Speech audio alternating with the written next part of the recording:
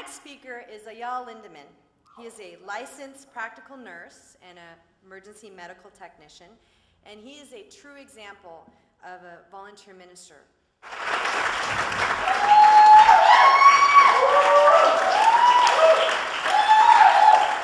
Thank you. We as volunteer ministers, we have a battle cry. Something can be done about it. Now, you may find somebody in life and they're upset about something, right? And you can look at it and go, wow, they're really getting bent out of shape about that. But in an article, Religious Influence in Society, Mr. Hubbard says that, of course, if one is willing to find fault with something, it implies that he wishes to do something about it and would if he could. So this is actually a good thing because you still care, because you want to. What the volunteer ministers bring to the game are tools that anyone and everyone is invited to learn and put to use. Tools to change it for the better. Tools so you can causatively do something about it.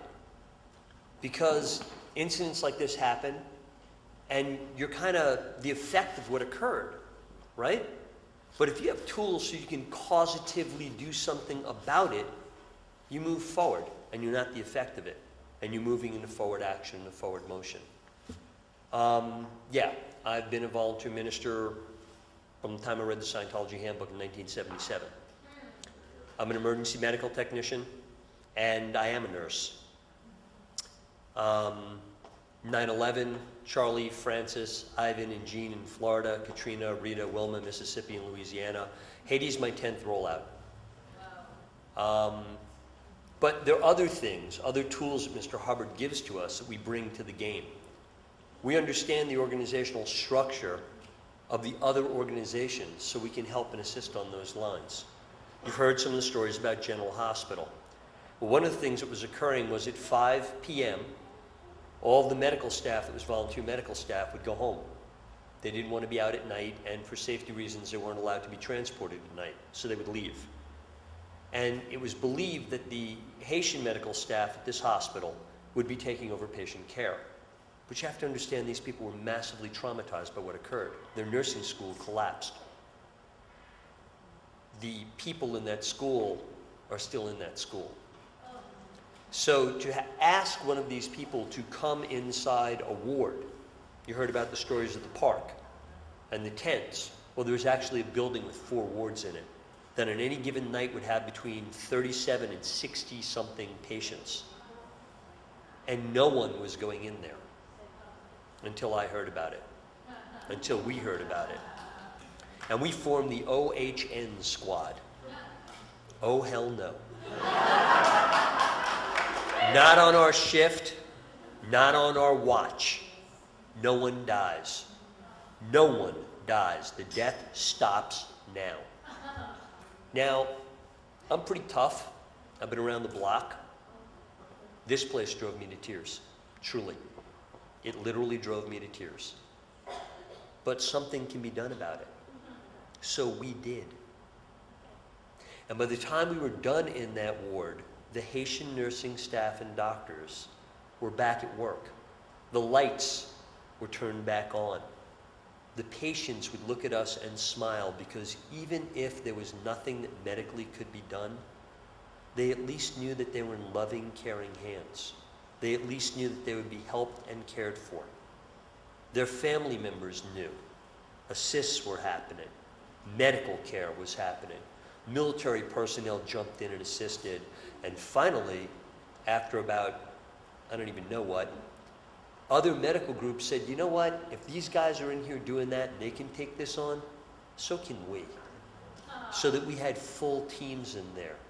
But more importantly, also understanding Mr. Hubbard's perspective on it. See, these wards belong to the Haitian doctors and nurses. It's theirs. So it isn't that we come in and take over for them. We come in and we help them. It's their ward. They tell us what to do and how to do it. We find out what they need. Like maybe it's a tent or food and water. And when I asked the nurses what they needed, they said, why? Why are you asking us? Well, if you don't have to worry about your family, and you don't have to worry about what your family's doing, if I help one of you with that, how many hundreds are you going to help? Because then you can be here and do your job. So whatever we as Scientology Volunteer Ministers can do to help and assist you is what we will do, because something can be done about it. See, that's what we're about.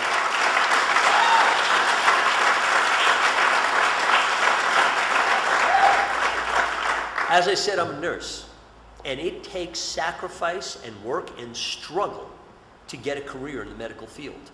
It is not easy. Standards are high, and well, they should be, because lives are on the line. So now, take a look at Haiti, and here are all these medical personnel coming down to Haiti, and guess what we get to do? No HMO, no bill, no patient care advocate, just medical care. Just medical care. And you want to see a group of medical professionals going, yeah, baby! Because something can be done about it. And then there are parameters and there are protocols and there are things that need to be followed, and we maintain those guidelines. But we had 2 patients that fell outside the parameters of what could be done. And I had these surgeons and doctors and nurses going someplace you don't want to go.